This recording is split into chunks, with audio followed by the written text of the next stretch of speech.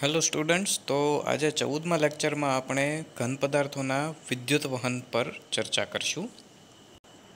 તો વિદ્યુતીય ગુણધર્મોની અંદર આપણે મુખ્યત્વે 3 પદાર્થોની ચર્ચા કરવાની છે: વાહક, અર્ધવાહક અને અવાહક પદાર્થોની. તો આ પદાર્થો વિશે આપણે પહેલેથી થોડીક જાણકારી મેળવી ચૂક્યા છીએ કે વાહક પદાર્થો છે તેમાં વિદ્યુતનું સારા પ્રમાણમાં વિદ્યુત વહન થશે. અર્ધવાહક પદાર્થો છે તે આંશિક વિદ્યુત વહન કરશે અને અવાહક પદાર્થોમાંથી વિદ્યુતનું વહન નહિવત પ્રમાણમાં થશે. તો એના ઉપર આપણે ડીપલી થોડીક આગળ ચર્ચા કરીએ. તો જે રીતે ટેક્સ્ટબુકમાં આપણને મેન્શન કરેલું છે કે વાહકતાની દ્રષ્ટિએ ઘન પદાર્થો છે તે આશ્ચર્યજનક ગાળો પ્રદર્શિત કરે છે, જે 27 ક્રમથી વધુ હોય છે. એટલે કે ઘન પદાર્થોમાં ઓછામાં ઓછી વાહકતા 10⁻20 લઈને વધુમાં વધુ 10⁷ ઓહમ ઇન્વર્સ મીટર ઇન્વર્સ જેટલી હોય છે.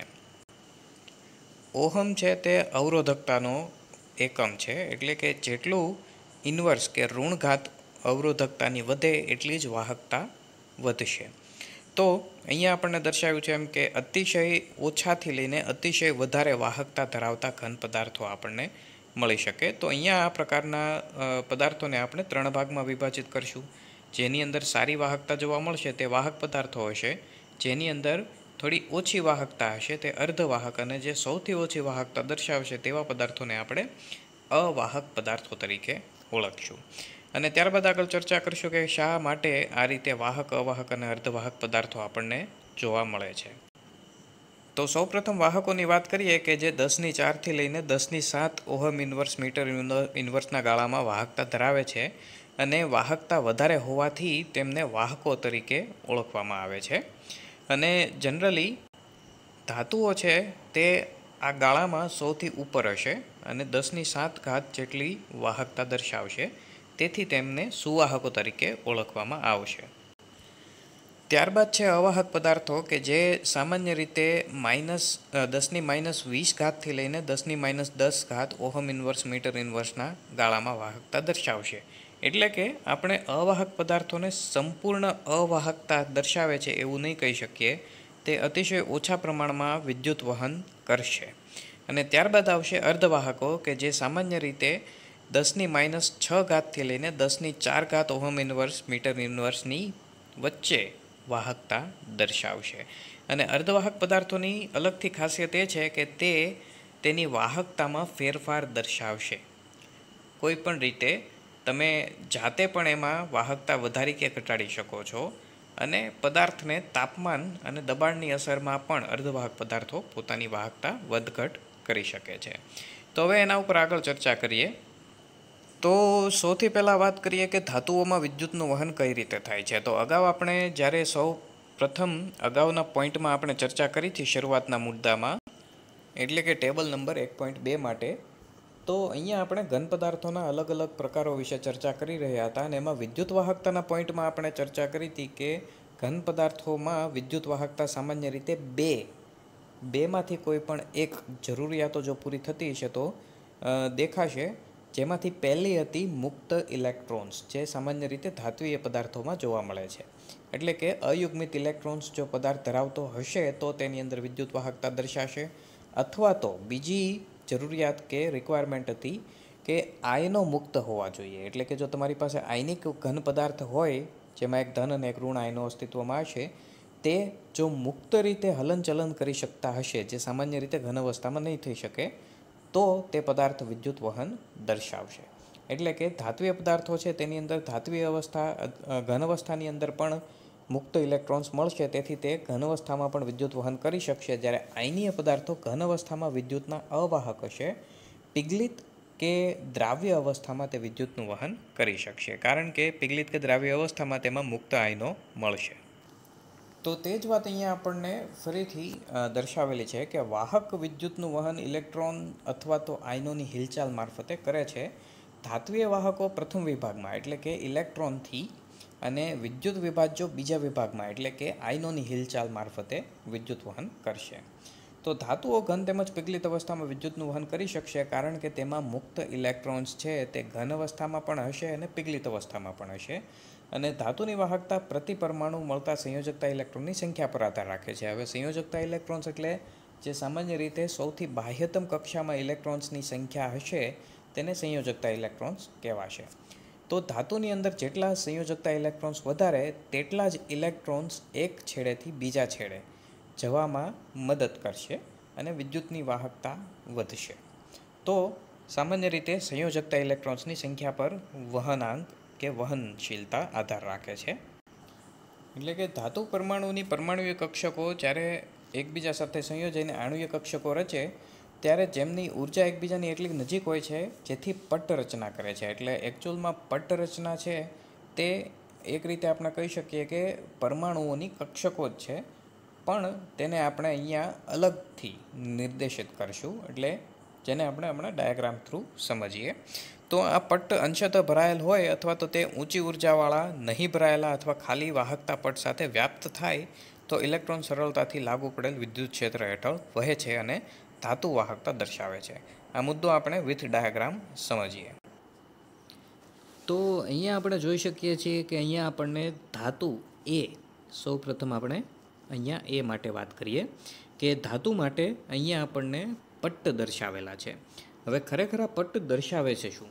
તો અહીંયા આપણે એવું કહી શકીએ કે અહીંયા નીચે જે બ્લુ કલરનો ભાગ દર્શાવેલો છે તે સંયોજકતા કક્ષક છે અને ઉપર જે વ્હાઇટ કલરનો ભાગ દર્શાવેલો છે તે વાહકતા કક્ષક છે. હવે સંયોજકતા કક્ષક અને વાહકતા કક્ષકનો ડિફરન્સ શું છે તેની વિશે આપણે ચર્ચા કરીએ. તો ધારી લો કે અહીંયા આપણી પાસે એક પરમાણુ છે. આ પરમાણુનું કેન્દ્ર છે અને તેમાં અલગ અલગ કક્ષકો હશે, જેમાં સૌથી બાહ્યતમ કક્ષા સંયોજકતા કક્ષા કહેવાશે, જેની અંદર ઇલેક્ટ્રોન્સ છે. હવે સંયોજકતા કક્ષા અંતિમ નહીં હોય, તેની પછી પણ ધાતુ પરમાણુની અંદર કક્ષકો હશે, પણ તેમાં ઇલેક્ટ્રોન્સ ન હોવાથી આપણે સામાન્ય રીતે તેને દર્શાવતા નથી, પણ અહીંયા તેને આપણે દર્શાવશું.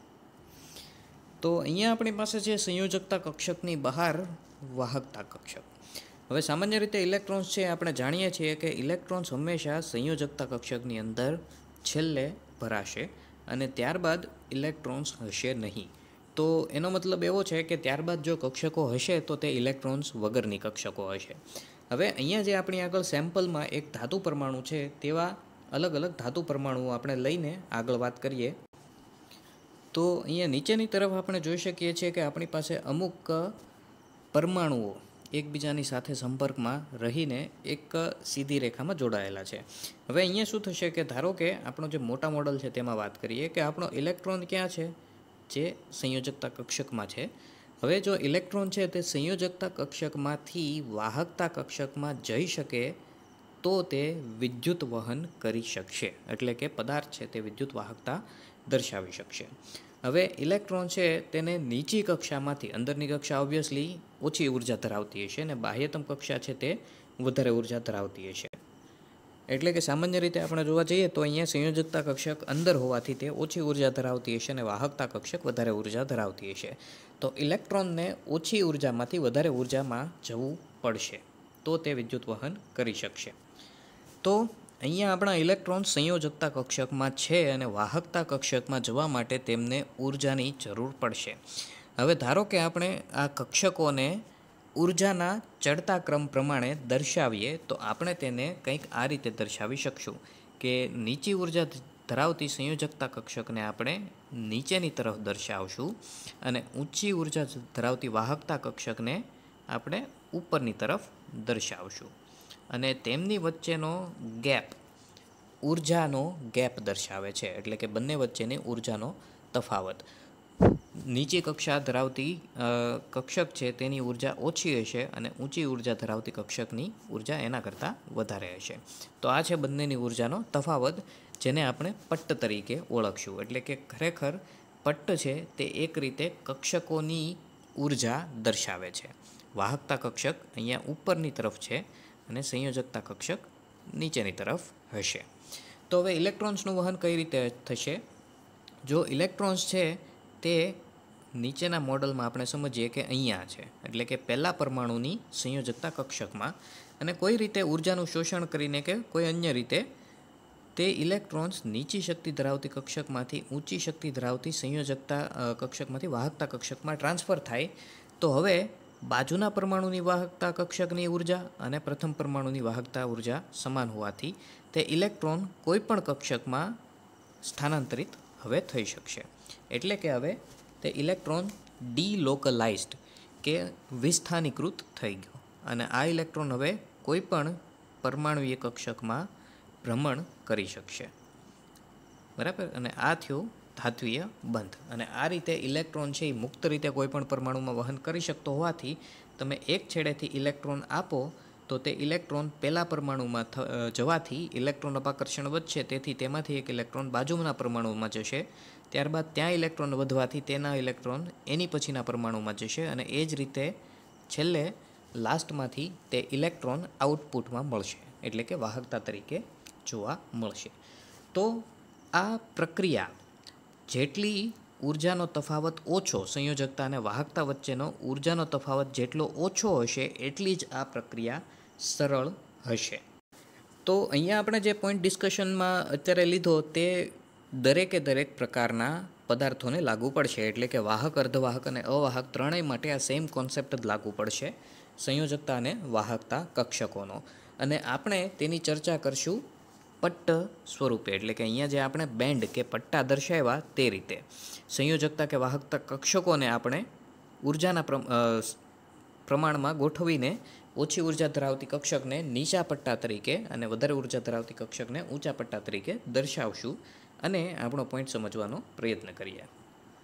તો હવે આપણે અહીંયા ફરીથી ટેક્સ્ટબુકની આકૃતિ વિશે ચર્ચા કરીએ. તો અહીંયા સૌથી પહેલાં આપણે આ જે આકૃતિ અહીંયા આપણને દેખાય છે તેના વિશે ચર્ચા કરીએ. તો અહીંયા જે નીચેનો બ્લુ ભાગ છે તે આપણી સંયોજકતા કક્ષક છે, જેની અંદર ઇલેક્ટ્રોન્સ છે. અને ઉપરની તરફ જે સફેદ રંગનો ભાગ છે તે આપણી વાહકતા કક્ષક છે. એટલે ઇલેક્ટ્રોન્સ બ્લુ ભાગમાં હશે અને ત્યાંથી તેને જમ્પ કરીને ઉર્જાનું શોષણ કરીને નીચેથી ઊંચી ઉર્જામાં સ્થાનાંતરિત થવું પડશે. અને આમ કરવા માટે તેને ઉર્જાની જરૂરિયાત પડશે જો ઉર્જાનો તફાવત હશે તો. પણ ધાતુઓની અંદર કેવી રીતે આપણે અહીંયા જોઈ શકીએ છીએ કે જ્યાં નીચેની સંયોજકતા કક્ષક છે તેની મહત્તમ ઉર્જા અને ઉપરની વાહકતા કક્ષક છે તેની લઘુત્તમ ઉર્જા બંને સમાન છે. એટલે કે ધારો કે એક્ઝેક્ટ ઉર્જાનો અહીંયા જે પોઈન્ટ છે જે તમે જોઈ શકો છો કે અહીંયા ઉપરની તરફ આપણને ઉર્જાનો ચડતો ક્રમ દેખાઈ રહ્યો છે. તો ત્યાં એક્ઝેક્ટ આ પોઈન્ટને આપણે ધારી લો કે એવું કહીએ કે ત્યાં 10 પોઈન્ટ ઉર્જા છે. તો નીચેની સંયોજકતા કક્ષકની મહત્તમ ઉર્જા 10 પોઈન્ટ છે અને ઉપરની વાહકતા કક્ષાની લઘુત્તમ ઉર્જા 10 પોઈન્ટ છે. એનો મિનિંગ એવો થયો કે જો ઇલેક્ટ્રોન છે તે સંયોજકતા પટમાં હશે તો તે લગભગ વાહકતા પટમાં પણ જઈ શકશે, કેમ કે બેયની કોઈ એક કોમન ઉર્જા છે જે સમાન છે. બરાબર. એટલે કે ઇલેક્ટ્રોન જો નીચે સંયોજકતા પટમાં હશે તો તેની આગળ શક્યતા છે કે 10 પોઈન્ટ જેટલી ઉર્જા તો અવેલેબલ હશે જ તે. એટલે ઇલેક્ટ્રોન છે તે મોટા ભાગના સંયોજકતામાંથી વાહકતા પટમાં જઈ શકશે અને પદાર્થ છે સારી એવી વિદ્યુત વાહકતા દર્શાવી શકશે. પણ એમાં એવું બની શકે કે અમુક ઇલેક્ટ્રોન્સ આગળ 10 પોઈન્ટ જેટલી ઉર્જા ન પણ હોય, તેથી ઉર્જા થોડીક વાહકતા થોડીક ઓછી પણ હોઈ શકે. પણ અહીંયા આપણી આગળ સંમિશ્રિત પટ ધરાવતી એક બીજી ધાતુ પણ છે. તો એમાં આપણે જોઈ શકીએ છીએ કે જે વાહકતા પટ છે તેની ઉર્જા અહીંયા સુધી છે અને સંયોજકતા પટની ઉર્જા અહીંયા સુધી છે અને વાહકતા પટની ઉર્જા અહીંયા સુધી છે. એટલે કે જે આપણી સંયોજકતા પટ છે તેની મહત્તમ ઉર્જા ધારી લો કે અહીંયા છે, જેને આપણે કોઈ એક નંબર આપી દઈએ કે તે 10 પોઈન્ટ ઉર્જા છે. તો વાહકતા પટની લઘુત્તમ ઉર્જા તેના કરતાં પણ ઓછી છે, ધારી લઈએ આપણે તેને 8 પોઈન્ટ જેટલી. એટલે કે સંમિશ્રિત પટમાં આપણને અહીંયા 8 થી લઈને 10 પોઈન્ટ ઉર્જા જેટલો ભાગ મળ્યો, જે બંનેમાં કોમન છે. એટલે કે જો સંયોજકતા પટની અંદર ઇલેક્ટ્રોન્સ હશે તો એમાંથી મોટા ભાગના ઇલેક્ટ્રોન્સમાં એવી સંભાવના આપણે ધારી લઈએ કે તે 8 થી 10 જેટલી ઉર્જા ધરાવતા જ હશે.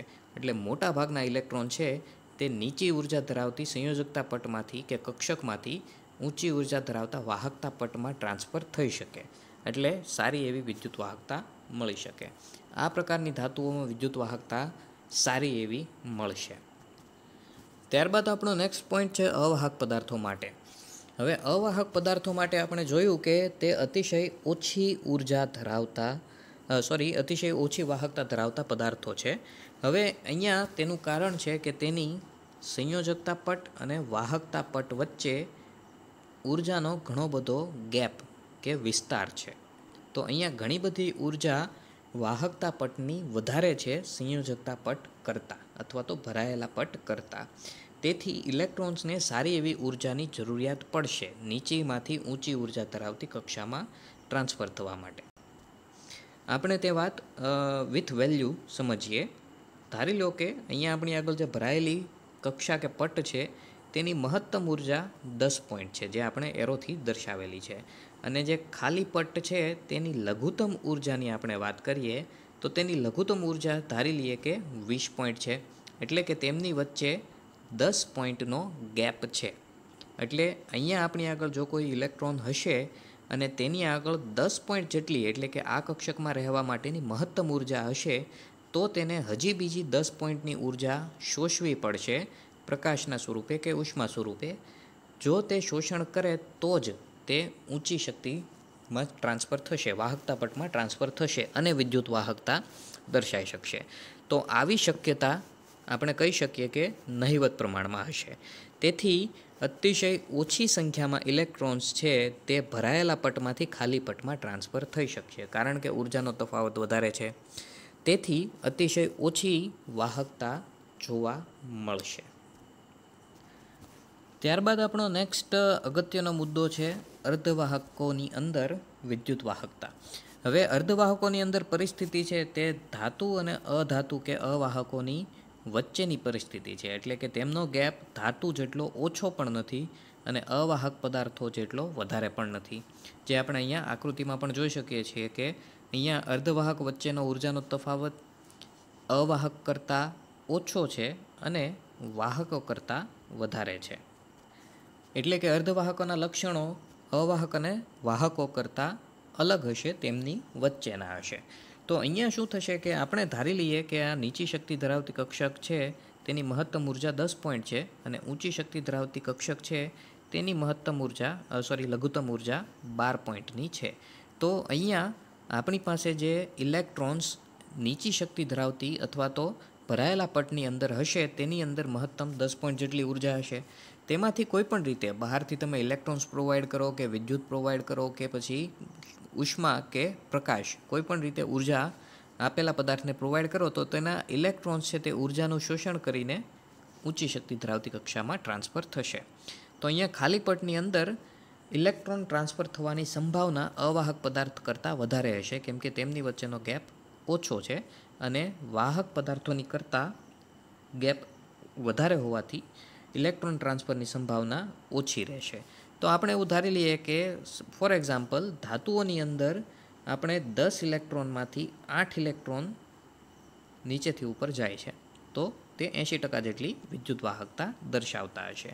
જ્યારે અવાહકોની અંદર આપણે એવું ધારી લઈએ કે 10માંથી 0.1 ઇલેક્ટ્રોન એટલે કે 101 ઇલેક્ટ્રોન જાય છે, તો તેની વાહકતા આપણને 0.1 છે એટલે 1% જેટલી મળી શકશે. તો અહીંયા આપણે એવું ધારી લઈએ કે અર્ધવાહક પદાર્થોમાં ગેપ ધાતુ અથવા વાહકો કરતાં વધારે અને અવાહક કરતાં ઓછો હોવાથી 10 ફોર એક્ઝામ્પલ 2 ઇલેક્ટ્રોન્સ નીચી શક્તિમાંથી ઊંચી શક્તિ ધરાવતી કક્ષામાં જાય છે. તો અહીંયા આપણને વાહકતા 20% જેટલી દેખાશે. બરાબર. તો ધાતુમાં અહીંયા આપણે જે એક્ઝામ્પલ લીધું એમાં 80% વાહકતા દર્શાવી, અવાહક પદાર્થોમાં આપણને 1% વાહકતા દર્શાવી અને અર્ધવાહક પદાર્થોમાં 20% વાહકતા દર્શાવી. હવે આવા અર્ધવાહક પદાર્થો તાપમાનના વધારા સાથે તેની વાહકતામાં પણ વધારો દર્શાવશે. તેથી તેને ઇન્ટ્રિન્સિક કે આંતરિક વાહકો તરીકે પણ ઓળખાય છે, આંતરિક અર્ધવાહકો તરીકે પણ ઓળખાય છે.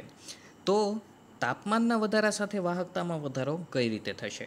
તો તો આપણે હમણાં વાત કરી કે ઇલેક્ટ્રોન્સ છે તે નીચી શક્તિ ધરાવતી કક્ષકોમાં હશે અને ઊંચી શક્તિ ધરાવતી કક્ષકોમાં જવા માટે કે ખાલી પટમાં જવા માટે તેને ઉર્જાની જરૂર પડશે. તો તમે જો તાપમાન આપશો તો ઇલેક્ટ્રોન છે એ ઉર્જાનું શોષણ કરી શકશે અને વધારે ને વધારે ઇલેક્ટ્રોન છે તે ખાલી પટમાં ટ્રાન્સફર થઈ શકશે અને વાહકતા વધી શકશે. સેમ વસ્તુ અવાહક પદાર્થોને પણ લાગુ પડશે કે તાપમાનના વધારા સાથે ભરાયેલા પટના ઇલેક્ટ્રોન છે તે ખાલી પટમાં વધારે માત્રામાં શિફ્ટ થશે અને વાહકતામાં વધારો જોવા મળશે. જ્યારે ધાતુઓ કે વાહક પદાર્થોની અંદર તાપમાનના વધારા સાથે વાહકતામાં ઘટાડો જોવા મળશે, કારણ કે તેમાં પહેલેથી જ ઇલેક્ટ્રોનમાં મોટા ભાગે વ્યવસ્થિત પ્રમાણમાં ઉર્જા છે જ નીચેમાંથી ઊંચી શક્તિ ધરાવતી કક્ષકોમાં જવા માટે અથવા તો ભરાયેલ પટમાંથી ખાલી પટમાં જવા માટે. હવે જો તેમ છતાંય તમે તેને વધારે પડતી ઉર્જા આપશો તો એવું બનશે કે અમુક ઇલેક્ટ્રોન્સ છે તે વધારે પડતી ઉર્જા શોષવાને લીધે કક્ષકોમાંથી મુક્ત થઈ જશે. એટલે કે એટલો ઇલેક્ટ્રોન્સ વેસ્ટેજ કે વ્યય જોવા મળશે અને વાહકતા ઘટશે. એટલે કે બધામાં થાય છે એક જ સરખી પ્રોસેસ કે ઉર્જાના શોષણથી ઇલેક્ટ્રોન્સની ઉર્જા વધે જ છે, પણ અવાહક અને અર્ધવાહકની અંદર વધેલા ઇલેક્ટ્રોન્સ ઉર્જા વધેલા ઇલેક્ટ્રોન્સ એ ખાલી પટમાં જશે, જ્યારે ધાતુઓની અંદર ઇલેક્ટ્રોન્સ છે તે ખાલી પટને પણ છોડીને મુક્ત થશે. ફોર એક્ઝામ્પલ, ઘણી વખત આપણે જોઈએ છીએ કે સ્વિચ શરૂ કરતાં કે બંધ કરતી વખતે સ્પાર્ક દેખાશે, તિખારા જોવા મળશે. તો તે તિખારા આપણે એક રીતે એવું કહી શકીએ કે ઇલેક્ટ્રોન્સ છે તે ધાતુઓને છોડીને, જે વાહક તાર આપણે લાઇટ વાયરિંગમાં યુઝ કરીએ છીએ તેને છોડીને મુક્ત થાય છે કે આજુબાજુના વાયુઓના પરમાણુની અંદર જાય છે, તેથી આપણને સ્પાર્ક જોવા મળે છે, જે એક રીતે પ્લાઝમાનું પણ રૂપ છે. તો એ ઇલેક્ટ્રોન વેસ્ટેજ થશે અને ધાતુઓની વાહકતામાં ઘટાડો જોવા મળશે. જ્યારે અવાહક અને અર્ધવાહક પદાર્થો છે તે તાપમાન સાથે વાહકતામાં વધારો દર્શાવશે. હવે અહીંયા જે આપણે આંતરિક અર્ધવાહકોની વાત કરી તે સામાન્ય રીતે પ્રાયોગિક કે પ્રેક્ટિકલ યુઝ માટે તેની વાહકતા અતિશય ઓછી છે. એટલે એક રીતે આપણે એવું કહી શકીએ કે તે ઓલમોસ્ટ આપણે પ્રેક્ટિકલી ઉપયોગ કરવો હોય કે આપણા ઇલેક્ટ્રોનિક સાધનોમાં તેનો ડાયરેક્ટ ઉપયોગ કરવો હોય તો એક રીતે તે અવાહક તરીકે જ વર્તશે. તો આપણે તેની વાહકતામાં થોડોક વધારો કરવો પડશે. તો આ વધારો કરવા માટે આપણે તેમાં કોઈ અશુદ્ધિઓ ઉમેરી શકીએ જેથી તેની વાહકતા વધે. આ અશુદ્ધિઓને આપણે ડોપિંગ તરીકે ઓળખશું. હવે ડોપિંગ એટલે શું તેની ચર્ચા આપણે કરીએ. એક એક્ઝામ્પલ અહીંયા આપણને ટેક્સ્ટબુકમાં આપણી સામે જ દર્શાવેલું છે કે સિલિકોન છે તેમાં જર્મનિયમ જેવા પદાર્થો ઉમેરીને ઇલેક્ટ્રોન સમૃદ્ધ કે ઇલેક્ટ્રોન ઉણપ ધરાવતા પદાર્થો ઉમેરીને વાહકતામાં વધારો કરી શકાય છે. તો ડોપિંગ વિશે આપણે આગળ ચર્ચા કરીએ કે ડોપિંગ એટલે શું અને કઈ રીતે તે વાહકતા વધારશે. તો આપણા દ્વારા ઉમેરાતી અશુદ્ધિના બે પ્રકારો છે. પહેલી ઇલેક્ટ્રોન સમૃદ્ધ અશુદ્ધિ, એટલે કે ઇલેક્ટ્રોન વધારે હોય તેવી અશુદ્ધિ. આપણી આગળ જે અર્ધવાહક પદાર્થ છે તેની અંદરના ઇલેક્ટ્રોન્સની સંખ્યા કરતાં વધારે સંયોજકતા ઇલેક્ટ્રોન ધરાવતી અશુદ્ધિ જો આપણે ઉમેરીએ તો તે ઇલેક્ટ્રોન સમૃદ્ધ અશુદ્ધિ તરીકે ઓળખાશે. હવે દાખલા તરીકે અહીંયા એક્ઝામ્પલ આપણને મેન્શન કર્યું છે કે સિલિકોન અને જર્મેનિયમ આવત કોષ્ટકમાં 14મા સમૂહમાં સમાવિષ્ટ છે. તો તેની અંદર 4 ઇલેક્ટ્રોન્સ સંયોજકતા ઇલેક્ટ્રોન્સ હશે, જેમ કે કાર્બન, સિલિકોન, જર્મેનિયમ એક જ સમૂહના પદાર્થો હોય તેની અંદર સંયોજકતા ઇલેક્ટ્રોન્સની સંખ્યા સમાન હશે. તો 4 સંયોજકતા ઇલેક્ટ્રોન્સ ધરાવતા પદાર્થની અંદર તેના કરતાં વધારે સંયોજકતા ઇલેક્ટ્રોન ધરાવતો પદાર્થ ઉમેરીએ તો તે પદાર્થ આપણને ક્યાંથી મળશે? તેના બાજુના સમૂહમાંથી. તો સમૂહ 15નું કોઈ તત્વ છે તે તેની અંદર અશુદ્ધિ સ્વરૂપે ઉમેરીએ તો તે ઇલેક્ટ્રોન સમૃદ્ધ અશુદ્ધિ કહેવાશે. સમૂહ 15ના તત્વો એક્ઝામ્પલ તરીકે P અથવા AS. તો ફોસ્ફરસ અને આર્સેનિક જેવા તત્વો છે તેની અંદર 5 સંયોજકતા ઇલેક્ટ્રોન્સ હોવાથી તે ઇલેક્ટ્રોન સમૃદ્ધ અશુદ્ધિ કહેવાશે. તો આવી ઇલેક્ટ્રોન સમૃદ્ધ અશુદ્ધિ ઉમેરવાથી શું થશે? તો ડાયાગ્રામમાં નીચે દર્શાવેલું છે તેના ઉપર આપણે સમજીએ. તો સૌપ્રથમ અહીંયા આપણી પાસે એક સંપૂર્ણ અશુદ્ધિ રહિત સ્ફટિક છે. તો તેના વિશે આપણે ચર્ચા કરીએ. તો ધારી લો કે અહીંયા આપણી આગળ એક અશુદ્ધિ રહિત સ્ફટિક છે, એક્ઝામ્પલ તરીકે સિલિકોનનું. તો સિલિકોનના દરેક પરમાણુ આગળ 4 સંયોજકતા ઇલેક્ટ્રોન્સ હશે. તો અહીંયા આપણા સિલિકોનના 4 ઇલેક્ટ્રોન્સને આપણે રેડ ડોટથી દર્શાવીએ. તો તે આજુબાજુના અન્ય સિલિકોનના 4 ઇલેક્ટ્રોન સાથે યુગ્મીકરણ કરશે, જે અહીંયા આપણે આકૃતિમાં જોઈ શકીએ છીએ કે આ પ્રથમ સિલિકોન પરમાણુ અને અહીંયા બીજા સિલિકોન પરમાણુના બંનેના એક ઇલેક્ટ્રોન અહીંયા બંધ બનાવીને ભાગીદારી કરશે. તે જ રીતે અહીંયા આપણું પહેલું સિલિકોન છે ત્યારે તેની પાસે આ બીજું, ત્રીજો, ચોથો અને પાંચમો, તે રીતે આપણે 5 અલગ અલગ નંબર આપી દઈએ. સેન્ટરમાં આપણો પહેલો સિલિકોન પરમાણુ છે, તો બીજા સાથે એક ઇલેક્ટ્રોન શેર કર્યું, પછી ત્રીજા સિલિકોન સાથે એક ઇલેક્ટ્રોન શેર કરીને ભાગીદારી કરી, ચોથા સાથે કરી અને પાંચમા સાથે કરી. ધેટ મીન્સ કે આપણા સિલિકોને અન્ય 4 સિલિકોન પરમાણુ સાથે ઇલેક્ટ્રોન્સની ભાગીદારી કરી અને બધા ઇલેક્ટ્રોન્સ યુગ્મીકૃત કર્યા. તેથી આપણી પાસે એક પણ ઇલેક્ટ્રોન અયુગ્મિત અહીંયા નથી દેખાતો. હવે અહીંયા આપણે વાત કરીએ કે આપણે ઇલેક્ટ્રોન સમૃદ્ધ અશુદ્ધિ ઉમેરીને કઈ રીતે વાહકતામાં વધારો કરી શકીએ છીએ. એટલે કે આપણી આગળ 4 સંયોજકતા ધરાવતી સંપૂર્ણ સ્ફટિક રચના છે. હવે તેની અંદર 5 સંયોજકતા ઇલેક્ટ્રોન ધરાવતી અશુદ્ધિ આપણે ઉમેરીએ છીએ. તો અહીંયા આપણે એક આર્સેનિકની અશુદ્ધિ અંદર ઉમેરી. હવે અશુદ્ધિ ઉમેરતા આપણે જોઈ શકીએ છીએ કે ઉમેરેલી અશુદ્ધિના ટોટલ 5 ઇલેક્ટ્રોન્સ છે. તો અહીંયા આપણે જોઈ શકીએ છીએ કે એ 5 ઇલેક્ટ્રોનને આપણે બ્લુ ડોટ્સથી દર્શાવ્યા. હવે આસપાસના અન્ય સિલિકોન સાથે તેના 4 ઇલેક્ટ્રોન્સ યુગ્મીકૃત થશે. એટલે કે અહીંયા એક સિલિકોન ઇલેક્ટ્રોન પ્રોવાઈડ કરશે, એક સિલિકોન અહીંયા કરશે, એક અહીંયા કરશે અને એક અહીંયા કરશે. તો આસપાસના આ 4 સિલિકોન છે તે તેની સાથે એક ઇલેક્ટ્રોન ડોનેટ કરીને ભાગીદારી કરીને 4 બંધો બનાવશે, જે આપણે અહીંયા જોઈ શકીએ છીએ. પણ એક ઇલેક્ટ્રોન છે તે કોઈ પણ પરમાણુ સાથે બંધ બનાવ્યા વગરનો અહીંયા છિદ્રની અંદર ખાલી પડ્યો હોય છે.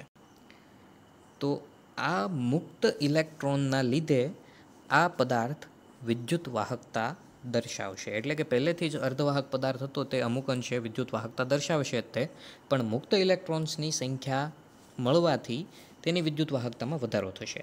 તો જેટલી આવી ઉમેરેલી અશુદ્ધિનું પ્રમાણ વધારે તેટલા જ આવા ઇલેક્ટ્રોન્સ વધારે પ્રમાણમાં મળશે, અને જેટલા ઇલેક્ટ્રોન્સ વધારે મળશે એટલી જ વિદ્યુત વાહકતા વધશે.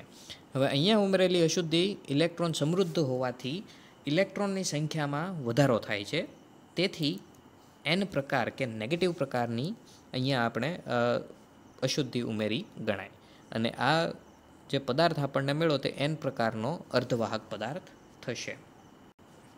હવે વાત કરીએ આપણે ઇલેક્ટ્રોન ઉણપ ધરાવતી અશુદ્ધિની. એટલે કે આપણે અહીંયા પદાર્થ ઉમેરશું તે પદાર્થના સંયોજકતા ઇલેક્ટ્રોન્સ આપણા અર્ધવાહક પદાર્થના સંયોજકતા ઇલેક્ટ્રોન્સ કરતાં ઓછા હશે. તો સિલિકોન અથવા જર્મેનિયમની અંદર સમૂહ 13ના તત્વો ઉમેરીએ, એટલે કે B કે Al જેવા, તો અહીંયા સંયોજકતા ઇલેક્ટ્રોન્સ ઓછા હોવાથી ઇલેક્ટ્રોન ઉણપવાળી અશુદ્ધિ આપણે ડોપ કરી કે ઉમેરી એવું આપણે કહી શકીએ. તો આપણા પહેલા એક્ઝામ્પલની અંદર ઉમેરેલી અશુદ્ધિનો ઇલેક્ટ્રોન છે તે છિદ્રમાં ગોઠવાતો હતો.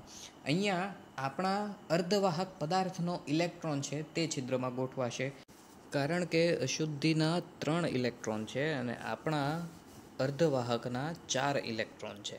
તો અશુદ્ધિના 3 ઇલેક્ટ્રોન છે તે આસપાસના 3 અર્ધવાહકના પરમાણુઓ સાથે જોડી બનાવશે, જ્યારે એક આસપાસનો અર્ધવાહકનો પરમાણુ છે તે અશુદ્ધિ તરફથી ઇલેક્ટ્રોન ન મળતા સિંગલ રહેશે અને યુગ્મીકૃત નહીં થાય. તો જે જગ્યાએ ચોથો ઇલેક્ટ્રોન ગુમ થયેલો છે તેને ઇલેક્ટ્રોન છિદ્ર અથવા તો ઇલેક્ટ્રોન રિક્તતા કહેવાશે. ત્યાં આપણને ઇલેક્ટ્રોન રિક્તતા કે ઇલેક્ટ્રોન ખાલી પડેલી જગ્યા છે તે અશુદ્ધિ તરફથી મળશે. સાથે સાથે આપણે આકૃતિ તરફથી વસ્તુ ચેક કરીએ. તો અહીંયા આપણે જોઈ શકીએ છીએ કે અહીંયા એક પરમાણુ આપણે અશુદ્ધિનો ઉમેરો છે અને અર્ધવાહકનો પરમાણુ ત્યાંથી દૂર કર્યો છે. તો અશુદ્ધિના ઇલેક્ટ્રોન્સ આસપાસના 3 અર્ધવાહકો સાથે યુગ્મીકૃત થશે, જે અહીંયા આપણે ગ્રીન ડોટ્સથી જોઈ શકીએ છીએ કે ગ્રીન છે તે અશુદ્ધિના ઇલેક્ટ્રોન છે અને આસપાસ બ્લેક ડોટ છે તે આપણા અર્ધવાહક પદાર્થના ઇલેક્ટ્રોન છે. તો આસપાસના 3 સાથે તો ઇલેક્ટ્રોન્સ છે તે શેર થશે, ભાગીદારી થશે અને યુગ્મીકરણ થશે. પણ એક સિલિકોન છે તેનો ઇલેક્ટ્રોન છે તે અશુદ્ધિ પાસે ઇલેક્ટ્રોનની ઉણપ હોવાથી તે સિંગલ જ રહેશે અને અહીંયા એક ઇલેક્ટ્રોનની રિક્તતા જોવા મળશે. તો આ ખાલી પડેલી જગ્યા કે ઇલેક્ટ્રોન રિક્તતા છે તેના લીધે અહીંયા આપણને અયુગ્મિત ઇલેક્ટ્રોન મેળવો અને એના લીધે અયુગ્મિત ઇલેક્ટ્રોન હોવાને લીધે જેમ શરૂઆતમાં આપણે વાત કરી હતી કે કાં તો આપણી પાસે મુક્ત આયનો હોવા જોઈએ અથવા તો મુક્ત ઇલેક્ટ્રોન્સ હોવા જોઈએ. તો અહીંયા ઇલેક્ટ્રોન્સની સંખ્યા મુક્ત ઇલેક્ટ્રોન્સની સંખ્યા વધવાથી વાહકતામાં વધારો થયેલો જોવા મળશે અને આ રીતે આ પદાર્થો છે તે વિદ્યુત વાહકતા દર્શાવશે. હવે અહીંયા ઇલેક્ટ્રોનની ઉણપ સર્જાતી હોવાથી અહીંયા આપણને પોઝિટિવ કે ધનવીજ ભારિત પદાર્થ મળતો હોવાનો આભાસ થશે. પણ ખરેખર આ બંને પ્રકાર એન પ્રકાર હોય કે પી પ્રકાર હોય, અહીંયા પી દર્શાવે છે ધનવીજ ભાર. તો પી પ્રકારના અહીંયા અર્ધવાહક પદાર્થો મળશે જ્યારે આપણે ઇલેક્ટ્રોન ઉણપવાળા અશુદ્ધિઓ ઉમેરશું અને એન પ્રકારના પદાર્થો મળશે જ્યારે આપણે ઇલેક્ટ્રોન રીચ કે વધારે ઇલેક્ટ્રોન ધરાવતા અશુદ્ધિ ઉમેરશું. હવે અહીંયા ખરેખર ધન કે ઋણ વીજભાર ઉત્પન્ન થશે નહીં, કારણ કે આપણે ઉમેરેલા અશુદ્ધિના પરમાણુઓ પોતે તટસ્થ જ છે. એટલે ધન કે ઋણ પરમાણુઓ નથી ઉમેરેલા હોવાથી કોઈ પણ પ્રકારનો વીજભાર ઉત્પન્ન નહીં થાય. પણ અહીંયા શુદ્ધ સ્ફટિકની સરખામણીએ વધારે ઇલેક્ટ્રોન હોવાથી તેને આપણે ઋણ પ્રકારે નિદર્શિત કર્યું છે અને એ જ રીતે અહીંયા શુદ્ધ સ્ફટિકની સરખામણીમાં ઓછા ઇલેક્ટ્રોન હોવાથી આપણે પી પ્રકાર કે પોઝિટિવ પ્રકારથી એને નિદર્શિત કર્યું. હવે અહીંયા બંનેમાં અશુદ્ધિનું પ્રમાણ વધારે ઉમેરતા વધારે વાહકતા જોવા મળશે, કેમ કે જેટલા અશુદ્ધિનું પ્રમાણ વધારે હશે એટલા જ ઇલેક્ટ્રોન્સ વધારે ને વધારે મુક્ત મળશે. તેથી વધારે પ્રમાણમાં વાહકતા જોવા મળશે. તો અશુદ્ધિ વાહકતાના સમપ્રમાણમાં વધશે. હવે જલ્દીથી તેના એન અને પી પ્રકારના અર્ધવાહકોના અનુપ્રયોગો કે ઉપયોગો વિશે ચર્ચા કરીએ. તો એન અને પી પ્રકારના અર્ધવાહકો છે તે ઘણા બધા જુદા જુદા સંયોગીકરણમાં વપરાય છે. એટલે કે એક કરતાં વધારે એન અને પી પ્રકારના સેમિકન્ડક્ટર્સ કે અર્ધવાહકો એક સાથે વાપરીને આપણે અલગ અલગ પ્રકારના ઇલેક્ટ્રિક ડિવાઇસો બનાવી શકીએ છીએ. જેમાં સૌથી પ્રથમ અહીંયા આપણને દર્શાવ્યું છે તેમ કે ડાયોડ એન અને પી પ્રકારના અર્ધવાહકોનું સંયોગીકરણ છે અને તે રેક્ટિફાયર તરીકે વપરાય છે. હવે રેક્ટિફાયર એટલે એવા પદાર્થો જે એસી કરંટનું ડીસી કરંટમાં રૂપાંતરણ કરી શકે અને તે કરંટને એક જ દિશામાં કે વીજભારને એક જ દિશામાં આગળ વધવા દેશે. ત્યારબાદ ટ્રાન્ઝિશન છે એ એક પ્રકારના અર્ધવાહકોની બીજા પ્રકારના અર્ધવાહકો વચ્ચે બનાવેલી સેન્ડવિચ છે. એટલે કે અર્ધવાહકોની 3 અલગ અલગ પ્રકારની શીટ્સ અથવા તો સ્તરોને બનાવીને આપણે ટ્રાન્ઝિશન બનાવી શકીએ છીએ. તો એનપીએન પ્રકારના અને પીએનપી પ્રકારના ટ્રાન્ઝિશન એટલે કે એન વચ્ચે પી અને ફરીથી એન પ્રકારનું અને ત્યારબાદ પી એટલે કે પોઝિટિવ અર્ધવાહક, ત્યારબાદ એન અને ફરીથી પી પ્રકાર, આ રીતે અલગ અલગ લેયર બનાવીને કે સેન્ડવિચ બનાવીને બનાવેલા ટ્રાન્ઝિશન છે તે રેડિયો અથવા ઓડિયો સિગ્નલને પરખવા કે પ્રવર્તિત એમ્પ્લિફાય મીન્સ કે વધારે કરવા એની શક્તિ વધારવા માટે વપરાય છે. અને સૌર કોષમાં વપરાતા કાર્યક્ષમ ફોટોડાયોડ દેટ મીન્સ ફોટો જે આ શબ્દ વપરાય તે સામાન્ય રીતે પ્રકાશ સાથેની પ્રક્રિયા દર્શાવે છે. તો ફોટોડાયોડ છે જે પ્રકાશનું વિદ્યુત ઉર્જામાં રૂપાંતરણ કરે છે, જે આપણે જાણીએ છીએ. જર્મેનિયમ સિલિકોન 14ના સમૂહના તત્વો છે અને તેની અંદર 4 ઇલેક્ટ્રોન સંયોજકતા ઇલેક્ટ્રોન્સ છે અને હીરાની જેમ કે કાર્બનની જેમ 4 સંયોજકતા ધરાવે છે. તેની અંદર સમૂહ 13 અને 15 અથવા તો 12 અને 16ના સંયોગીકરણથી ઘણા બધા અલગ અલગ પ્રકારના ઘન પદાર્થો આપણે રચી શકીએ છીએ જે ખાસ પ્રકારના અર્ધવાહક પદાર્થો તરીકે વર્તે અને તેઓ જીઈ અથવા એસઆઈના 4 સંયોજકતા ઇલેક્ટ્રોનને ઉદ્દીપ્ત કરશે, એટલે કે એક રીતે કહીએ તો ઉત્તેજિત કરશે. સમૂહ 13 અને 15ના વિશિષ્ટ સંયોજનો આઈએનએસબી, એએલપી અને જીએએસ છે, જેમાં ગેલિયમ આર્સેનાઇડ છે એ અર્ધવાહક ખૂબ જ ઝડપી પ્રતિક્રિયા આપવા માટે જાણીતું છે અને તેણે ઇલેક્ટ્રિકલ ડિવાઇસમાં ક્રાંતિ સર્જી છે. એટલે એક રીતે કહીએ તો આપણા મોબાઈલ ફોન્સ કે કોમ્પ્યુટરની અંદર જે પ્રોસેસર્સ છે તે પણ એક રીતે કહીએ તો આવા અર્ધવાહક પદાર્થો જ વાપરે છે અને જેટલી ઝડપી પ્રતિક્રિયા અથવા તો રિસ્પોન્સ ટાઈમિંગ હશે તેટલું જ વધારે કેલ્ક્યુલેશન પાવર કે કોમ્પ્યુટરની ઝડપ છે તે વધારે હશે. અને આપણે જાણીએ છીએ કે અત્યારે ટેરાબાઇટ્સ પર સેકન્ડની ઝડપે કોમ્પ્યુટર્સ છે તે વર્ક કરી શકે છે. તે આ પ્રકારના ખાસ પ્રકારના સેમિકન્ડક્ટર મટીરિયલ્સના લીધે જ છે. તે જ રીતે 12 અને 16ના સમૂહના તત્વોના ઉદાહરણો પણ અહીંયા આપણને દર્શાવેલા છે. ત્યારબાદ વધારે અગત્યનો એક હાઇલાઇટ કરવાનો મુદ્દો છે કે અહીંયા આપણને થોડાક ધાતુ ઓક્સાઇડ સંયોજનો દર્શાવેલા છે. સામાન્ય રીતે જે આપણે જાણીતી ધાતુઓ છે તેના ઓક્સાઇડ્સ વિદ્યુતના અવાહક પદાર્થો છે. દાખલા તરીકે લોખંડ છે તો તે સામાન્ય રીતે વાહક ધાતુ છે, પણ લોખંડનો ઓક્સાઇડ એટલે કે કાટ કે એનું ક્ષારણ થાય ત્યારબાદ તેની વાહકતામાં ઘટાડો જોવા મળે છે અને તે અવાહક તરીકે વર્તે છે. પણ અહીંયા અમુક ઓક્સાઇડ છે જેની વાહકતા સારી એવી જોવા મળે છે. તો અહીંયા આપણને દર્શાવ્યા છે કે TiO, CrO2, ReO3 જેવી ધાતુઓ છે તેમાં સારો એવો વિદ્યુત વાહકતા દર્શાવે છે. તેમાં રેહેનિયમ ઓક્સાઇડ છે તેની વાહકતા દેખાવ ધાત્વીય કોપર જેવો છે, એટલે કે તેને આપણે કોપર ધાતુના એક્સેપ્શનમાં પણ યુઝ કરી શકીએ. બીજા કેટલાક ઓક્સાઇડ પણ અહીંયા આપણને દર્શાવ્યા છે. વેનેડિયમના મોનોક્સાઇડ, ડાયોક્સાઇડ, ટ્રાયોક્સાઇડ અને ટિટેનિયમ ટ્રાયોક્સાઇડ જે તાપમાન આધારિત ધાત્વીય અથવા અવાહકતાના ગુણધર્મો દર્શાવે છે. એટલે કે તાપમાન વધતા વાહકતામાં ઘટાડો થઈ શકે, તાપમાન ઘટતા વાહકતામાં વધારો થઈ શકે. એટલે એક રીતે કહીએ તો આપણે ઇલેક્ટ્રિકલ ડિવાઇસ છે તેને ઓવરલોડિંગથી કે વધારે પડતા તાપમાનથી થતા નુકસાનથી બચાવવા માટે આપણે આ પ્રકારના પદાર્થો ઉપયોગમાં લઈ શકીએ. ફોર એક્ઝામ્પલ, આપણે એવા પ્રકારના અર્ધવાહક પદાર્થો વાપરીએ કે જે નીચા તાપમાને વાહકતા દર્શાવે અને તાપમાન વધતા વાહકતા ઘટાડે, તો વધારે પડતી ઉષ્મા જ્યારે વિદ્યુત પસાર થવાથી ઉત્પન્ન થાય ત્યારે તે અવાહક તરીકે વર્તે અને પાવર સપ્લાય કટ થાય અને આપણા ડિવાઇસને નુકસાન થતું બચાવી શકાય. ત્યારબાદ આપણો લાસ્ટ પોઈન્ટ છે ચુંબકીય ગુણધર્મો.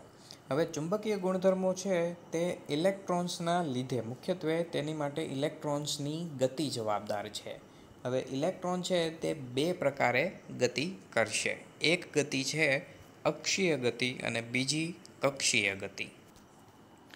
એટલે કે ધારી લો કે આ આપણો ઇલેક્ટ્રોન છે, તો ઇલેક્ટ્રોનની વચ્ચેથી એક કાલ્પનિક અક્ષ પસાર થતો આપણે ધારી લઈએ તો ઇલેક્ટ્રોન છે તે આ અક્ષની ફરતે ગોળ ગોળ ગતિ કરશે, જેમ પૃથ્વી પોતાની ધરી ઉપર ગતિ કરે છે.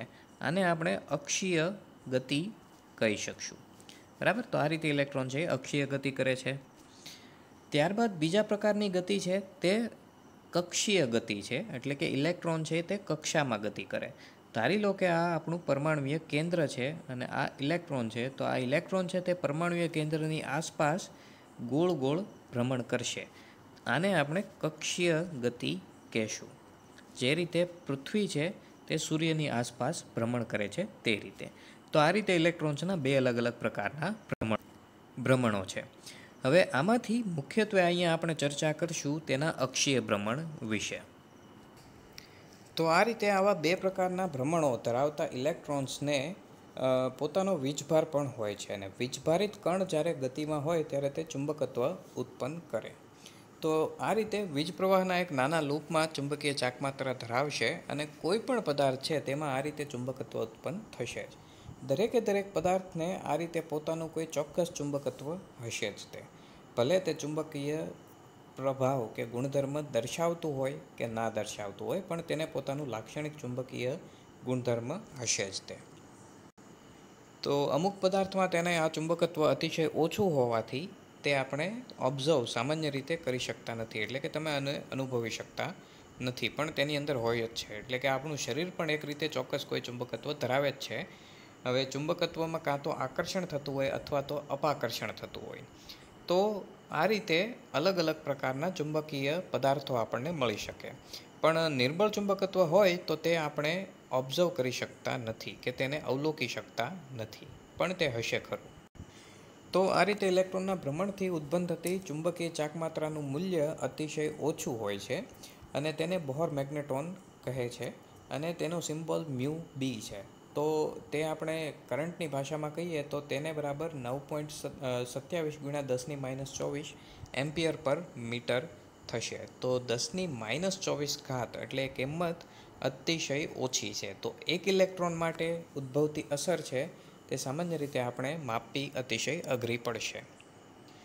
પણ આપણે જાણીએ છીએ કે પદાર્થમાં માત્ર એક ઇલેક્ટ્રોન હોતો નથી, તેની અંદર અસંખ્ય ઇલેક્ટ્રોન હોય છે અને બધાની કમ્બાઇન્ડ અસર છે તે આપણે ઓબ્ઝર્વ કરી શકીએ છીએ.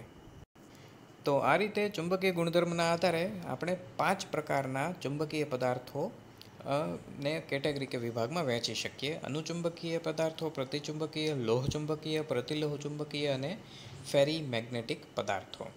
તો સ્ટેપ બાય સ્ટેપ બધા માટે વાત કરીએ તે પહેલાં એક સામાન્ય વાત કરી લઈએ કે આપણે જે અહીંયા મુખ્ય 5 પ્રકારના ચુંબકીય પદાર્થોની વાત કરી તેમાં આપણે ફરીથી 2 પ્રકાર પાડી શકીએ. પહેલા પ્રકારની અંદર આપણે કહી શકીએ કે એવા પદાર્થો છે જે ઇલેક્ટ્રોન્સની ઉપર આધારિત છે, એટલે કે તેનું ચુંબકત્વ ઇલેક્ટ્રોન્સ ઉપર આધારિત છે. તો જે ઇલેક્ટ્રોન્સ ઉપર આધારિત હોય તેવા પદાર્થોમાં આવશે અનુચુંબકીય પદાર્થો અને પ્રતિચુંબકીય પદાર્થો. આ 2 પદાર્થો એવા છે કે જે ઇલેક્ટ્રોન્સ છે તે યુગ્મીકૃત છે કે અયુગ્મીકૃત છે તેના ઉપર આધારિત હશે. હવે એમાંથી પણ જે પરમાણુઓ કે પદાર્થોના ઘટક કણો છે તે સામાન્ય રીતે ચુંબકત્વ ધરાવતા હશે. એટલે કે એક રીતે કહીએ તો આપણે હમણાં ચર્ચા કરીએ કે અનુચુંબકીય પદાર્થો અને પ્રતિચુંબકીય પદાર્થો છે કે તે કેવા પ્રકારના ચુંબકીય પદાર્થો છે. તો એમાંથી આપણે ધારી લો કે જે અનુચુંબકીય પદાર્થો છે તે પોતે એક નાના ચુંબક તરીકે વર્તતા હશે. આવા નાના ચુંબકોની ગોઠવણ ઉપર જે ચુંબકત્વ ઉત્પન્ન થશે તેને આપણે બીજા પ્રકારમાં મૂકી શકશું.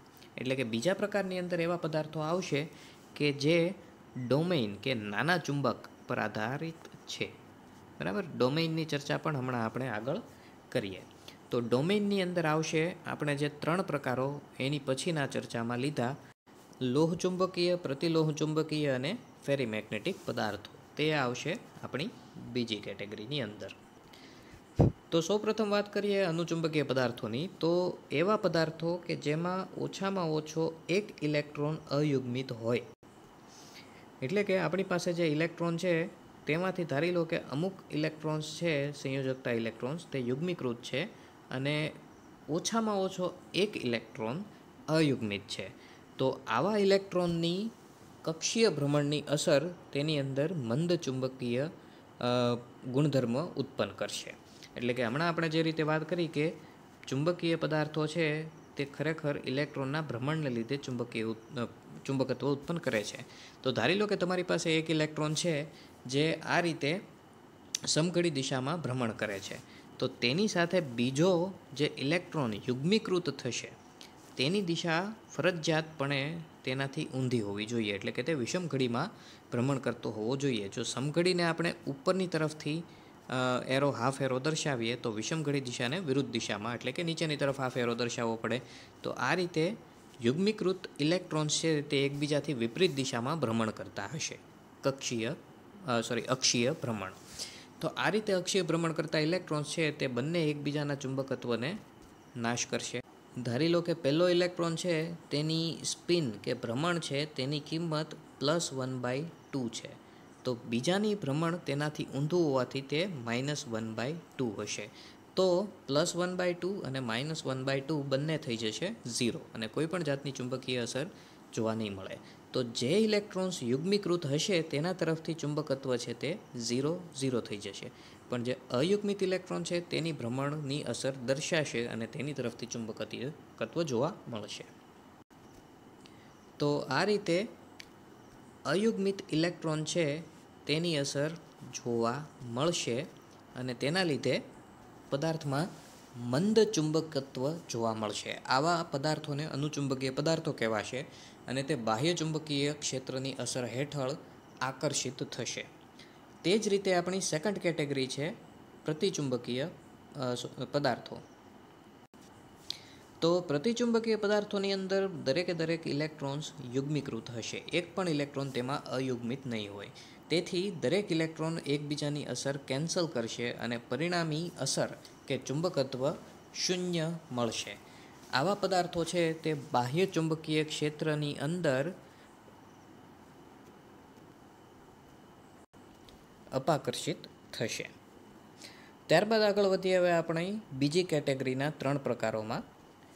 હવે લોહચુંબકીય પદાર્થોના ઘટક કણો સામાન્ય રીતે પોતે એક નાના ચુંબક તરીકે વર્તશે. એટલે કે ધારી લો કે તમારી પાસે એક ટુકડો છે આવા પદાર્થનો, તો તેની અંદર તેના ઘટક કણો છે તે કોઈ ચોક્કસ રીતે ગોઠવાયેલા હશે અથવા તો ઘટક કણોનો સમૂહ આ રીતે ગોઠવાયેલું હશે. અહીંયા દરેક બોક્સ કે ચોસલું છે તે પોતે એક નાના ચુંબક તરીકે વર્તે છે. બરાબર. તો હવે આપણે એવું ધારી લઈએ કે અહીંયા આપણી પાસે જે ચુંબકીય પદાર્થ છે તેની અંદર જે ચુંબકત્વ ઉત્પન્ન થાય છે તે કોઈ ચોક્કસ દિશામાં ઉત્પન્ન થઈ રહ્યું છે. તો આ રીતે મોટા ભાગે બધા જે નાના નાના ડોમેન્સ, અહીંયા જે નાના નાના ચોસલા છે તેને આપણે ડોમેન તરીકે ઓળખશું, અને દરેક ડોમેન પોતે એક નાના ચુંબક તરીકે વર્તશે.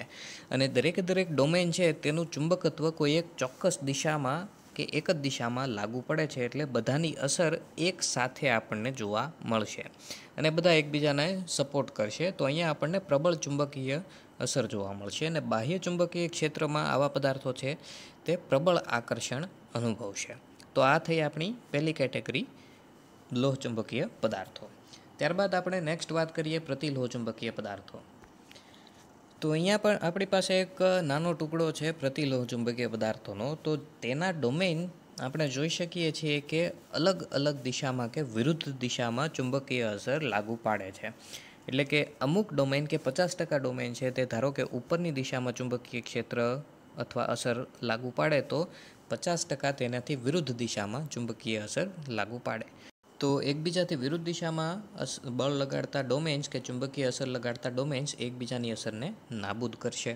તો એના લીધે આવા પ્રકારના પદાર્થો છે તે બાહ્ય ચુંબકીય ક્ષેત્રની અસર હેઠળ ચુંબકત્વ નહીં દર્શાવે. આની સરળ આકૃતિ ટેક્સ્ટબુકમાં પણ આપણને દર્શાવેલી જ છે. ત્યારબાદ લાસ્ટ વાત કરી લઈએ ફેરીમેગ્નેટિક પદાર્થોની. તો આવા પદાર્થો છે તે નિર્બળ ચુંબકત્વ દર્શાવશે કે આકર્ષણ દર્શાવશે. તો ફેરીમેગ્નેટિક પદાર્થોમાં વિરુદ્ધ દિશામાં બળ લગાડતા ડોમેન્સની સંખ્યા અસમાન હશે. એટલે કે જેટલા ડોમેન્સ ઉપરની દિશામાં અસર કરતા હશે તેટલા જ ડોમેન્સ નીચેની દિશામાં કે વિરુદ્ધ દિશામાં બળ લગાડતા કે ચુંબકીય અસર ઉત્પન્ન કરતા નહીં હોય. તો અહીંયા આપણે આકૃતિમાં જોઈ શકીએ છીએ કે અહીંયા આ બે ડોમેન્સ એકબીજાની અસર 0 કરશે, તે જ રીતે આ બે ડોમેન્સ પણ એકબીજાની અસર 0 કરશે. પણ અહીંયા અમુક ડોમેન્સ એવા છે જે પોતાની અસર દર્શાવી શકશે, જેના લીધે અહીંયા નિર્બળ ચુંબકીય ક્ષેત્ર જોવા મળશે. તેથી આવા પદાર્થો નિર્બળ આકર્ષણ અનુભવશે. તો સરળ આકૃતિ ટેક્સ્ટબુકમાં પણ દર્શાવેલી છે, તેના ઉપર પણ આપણે એકવાર ફટાફટ નજર ફેરવી લઈએ. તો સૌપ્રથમ આકૃતિ અહીંયા આપણે જોઈ શકીએ છીએ કે તે છે લોહ ચુંબકીય પદાર્થો માટે, કે જેમાં દરેક ડોમેન્સ એક જ દિશામાં બળ લગાડશે અને બધાની સહિયારી અસરને લીધે આવા પદાર્થો બાહ્ય ચુંબકીય ક્ષેત્રની અસર હેઠળ પ્રબળ આકર્ષણ અનુભવશે. ત્યારબાદ આપણી પાસે છે પ્રતિલોહ ચુંબકીય પદાર્થો, કે જેમાં તે ડોમેન્સ વિરુદ્ધ દિશામાં બળ લગાડતા હોવાથી એકબીજાની અસર નાબૂદ કરશે અને ચુંબકત્વ નહીં જોવા મળે. અને લાસ્ટમાં છે આપણી આગળ ફેરોમેગ્નેટિક પદાર્થો, કે જેમાંથી ફેરીમેગ્નેટિક પદાર્થો જેમાંથી અમુક ડોમેન એકબીજાથી વિરુદ્ધ દિશામાં હોવાથી એકબીજાની અસર નાબૂદ કરશે, પણ અમુક ડોમેનની અસર જોવા મળશે. તેથી તે નિર્બળ આકર્ષણ અનુભવશે. હવે લોહ ચુંબકીય પદાર્થો છે તે સામાન્ય રીતે ચુંબકીય પદાર્થો તરીકે ગુણધર્મો દર્શાવી શકે. તેથી જે સામાન્ય ચુંબકના ગુણધર્મો છે તે જ ગુણધર્મો તેના માટે પણ લાગુ પાડી શકાય, કે જો તેને વારંવાર ટીપવામાં આવે, ગરમ કરવામાં આવે વગેરે જેવી પ્રક્રિયા તેની સાથે કરવામાં આવે તો તેનું ચુંબકીય અસર નાબૂદ થઈ શકે, કેમ કે તેના ડોમેન્સ છે તે અસ્તવ્યસ્ત વિખેરાઈ શકે. જે અગાઉ પણ ધોરણ 8ની અંદર ચુંબકના પાઠમાં તમે કદાચ ભણી ગયા હશો. તો તેની અંદર આપણને આ જ વાત કીધી હતી કે ચુંબકનું ચુંબકત્વ કઈ રીતે નષ્ટ થાય, તો વારંવાર પછાડવાથી, ટીપવાથી કે સમાન ધ્રુવોને એકબીજાની સાથે લાંબા સમય સુધી નજીક ગોઠવવાથી. તો આવું કરવાથી શું થશે, તેના ડોમેન્સ છે તે અસ્તવ્યસ્ત વિખેરાઈ જશે અને તે લોહ ચુંબકીય પદાર્થમાંથી પ્રતિલોહ ચુંબકીય પદાર્થમાં રૂપાંતરિત થઈ જશે. તો સેમ વસ્તુ અહીંયા આપણે લોહ ચુંબકીય પદાર્થોના ગુણધર્મો તરીકે પણ દર્શાવી શકીએ.